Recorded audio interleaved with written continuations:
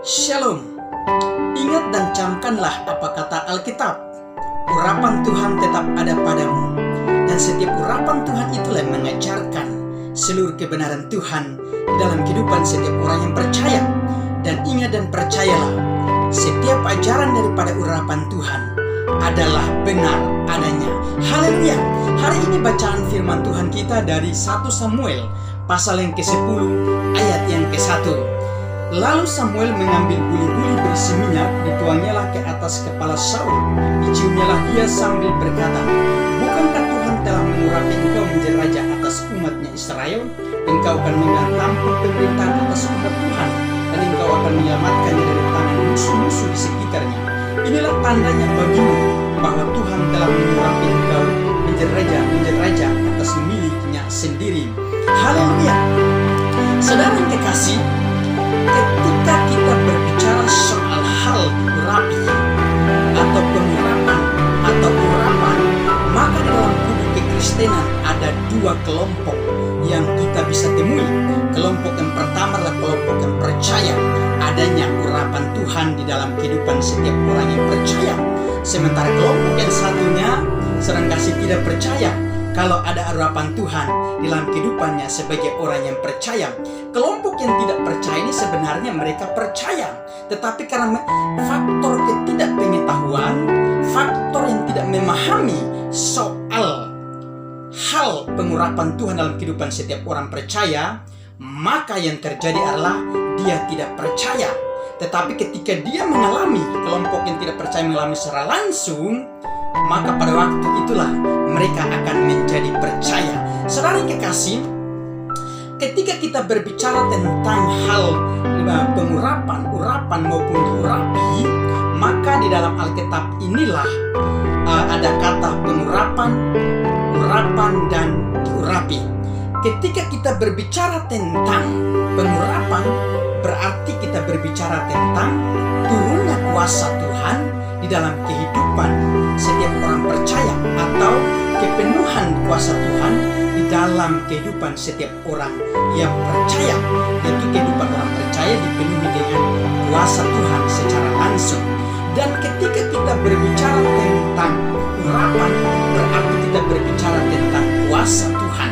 Dan ketika kita berbicara tentang diurapi, berarti kita berbicara tentang pengalaman kehidupan pribadi seseorang yang langsung mengalami suatu perbuatan yang ajaib bersama dengan Tuhan. Dan apapun yang dilakukan Tuhan dalam kehidupan seseorang yang sedang diurapi, itu artinya orang itu mengalami secara langsung tanpa diceritakan oleh orang lain. Saudara dikasih, tema kita hari ini berbicara tentang 3 perihal mengenai hal diurapi.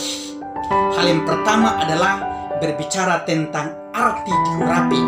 Arti diurapi berdasarkan kitab 1 Samuel pasal 9 ayat 15, lalu kitab 1 Samuel pasal yang ke-10 ayat yang ke-6. Maka arti diurapi adalah dipilih, dipercaya, ditetapkan, disertai, bahkan dikehendaki Tuhan. Jadi orang yang mau diurapi oleh Tuhan adalah orang-orang yang dipilih, dipercaya, orang yang ditetapkan, bahkan orang yang benar-benar berkenan di hati Tuhan. Tuhan menilai bahwa orang yang layak untuk diurapi sebagai orang yang percaya dan diurapi untuk sebuah tujuan melakukan perbuatan-perbuatan Tuhan yang besar melalui kehidupannya untuk mencapai tujuan rencana Tuhan. Dan bahkan seorang kekasih di pasal 1 Samuel pasal 10 ayat yang ke-6 ini berkata bahwa, saya akan bacakannya, "Maka roh Tuhan akan berkuasa atasmu, engkau akan dipenuhi bersama-sama dengan mereka dan berubah menjadi manusia lain. Apabila tanda-tanda ini terjadi kepadamu, lakukanlah apa saja yang didapat oleh tangan, sebab Allah menyertai engkau." Jadi saudara kekasih, arti daripada diurapi adalah tanda penyertaian Tuhan. Jadi di mana Tuhan berada, di situ pun kita harus yakin bahwa Tuhan menyertai kita sebagai orang yang percaya. Sama halnya seperti Saul ini. Saul ketika Tuhan memerintahkan Samuel untuk mengurapi dia, Maka Samuel sudah memberitahukan kepada dia berbagai tanda bahwa engkau akan mengalami tanda pengurapan daripada Tuhan di dalam kehidupanmu. Nah, saudara kekasih, ketika kita berbicara soal pengurapan yang dilakukan Samuel kepada Saul, maka kita perlu untuk mengetahui juga bahwa pengurapan ada dua jenis, yaitu pengurapan secara fisik dan yang kedua pengurapan langsung oleh Tuhan. Pengurapan secara fisik ini sama seperti yang dilakukan oleh Samuel ini kepada Saul sebelum Saul menjadi raja. Nah, saudara yang kekasih, jadi Samuel ketika mengambil buli-buli yang berisi minyak dan mengurapi Saul menjadi raja, itu artinya pengurapan secara fisik atau tanda Samuel sedang diurapi oleh Tuhan. Tetapi ingat saudara bahwa minyak yang digunakan itu cuma sebagai sarana, tidak menjamin bahwa kuasa Tuhan akan hadir melalui minyak itu. Tetapi minyak itu sebagai sarana, sementara kuasa Tuhan yang hadir sesungguhnya adalah kemudian daripada setelah Saul diurapi oleh Samuel, maka Saul mengalami tanda-tanda penyertaan Roh Kudus, roh daripada Tuhan dalam kehidupannya. Dan bahkan di dalam ayat yang pasal 10 ayat yang ke-10, Saul mengalami kepenuhan roh sama seperti nabi-nabi Tuhan yang lain, dan orang melihat Saul sedang kepenuhan dengan roh Tuhan. Jadi pada waktu Samuel mengurapi Saul dengan minyak itu sebagai tanda saja, sarana saja. Tetapi tanda yang sesungguhnya tentang pengurapan Tuhan turun kepada Saul adalah di 1 Samuel pasal 10 ayat 10. Dia kepenuhan roh sama seperti nabi-nabi Tuhan yang lain. Haleluya, itu hal yang pertama. Hal yang kedua adalah berbicara tentang sebelum diurapi di pasalnya yang ke-9 ayatnya yang ke-1 sampai ayat yang kedua. Di dalam kisah ini berbicara bahwa ketika Saul sebelum mencapai atau bertemu dengan Samuel lalu diurapi oleh Samuel, maka di dalam pasal 1 Samuel pasal 9 ini dicatatkan bahwa Saul mengalami sebuah proses perjalanan yang untuk beberapa lamanya. Nah, perjalanan yang dilakukan atau proses-proses yang dialami oleh Saul adalah Saul harus diperintahkan ayahnya untuk mencari keledai-keledai yang sedang hilang, dan dia bersama dengan bujangnya pergi mencari.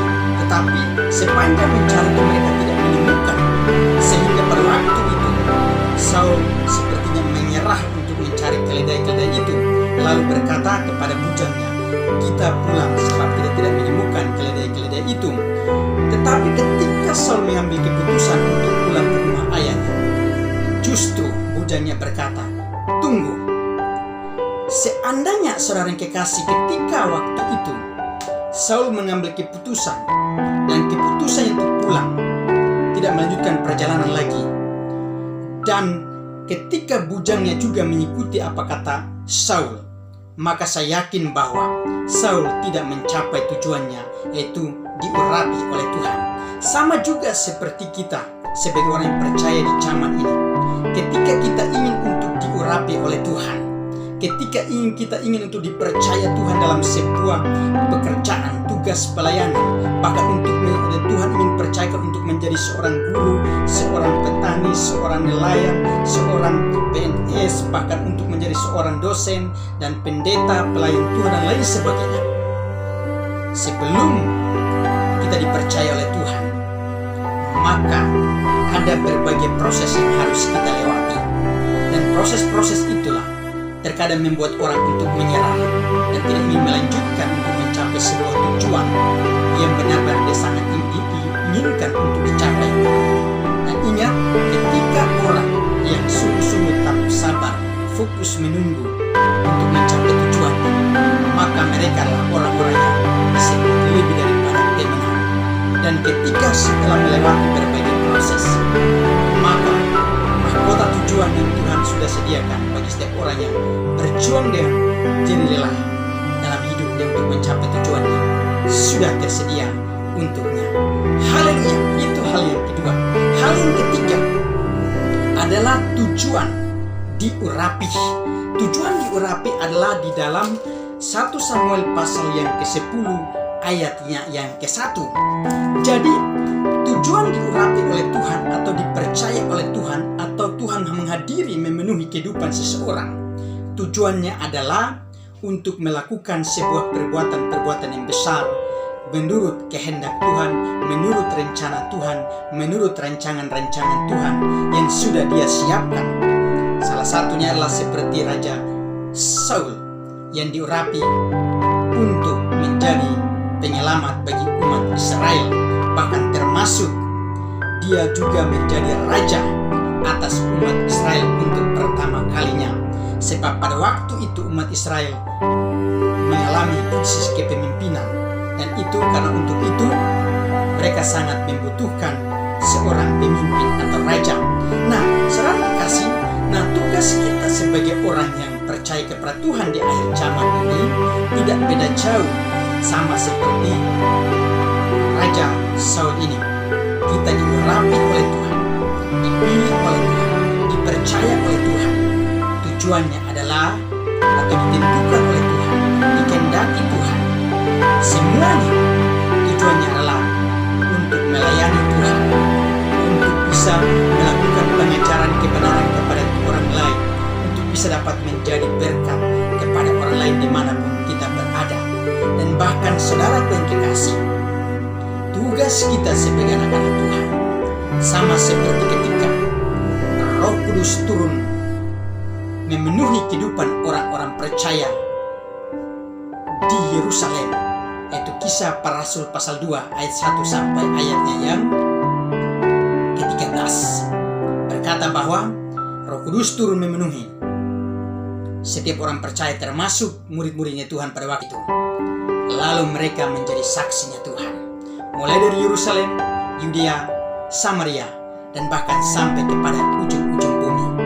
Demikian pula tugas kita diurapi oleh Tuhan, tujuannya adalah untuk menjadi berkat bagi orang lain, memberitakan kebenaran firman Tuhan sampai kepada ujung-ujung bumi, melakukan hal-hal yang berkenan di Tuhan di hadapan Tuhan, dan menjadi berkat bagi keluarga, bangsa, negara, dan bahkan untuk sekitar lingkungan di mana kita berada.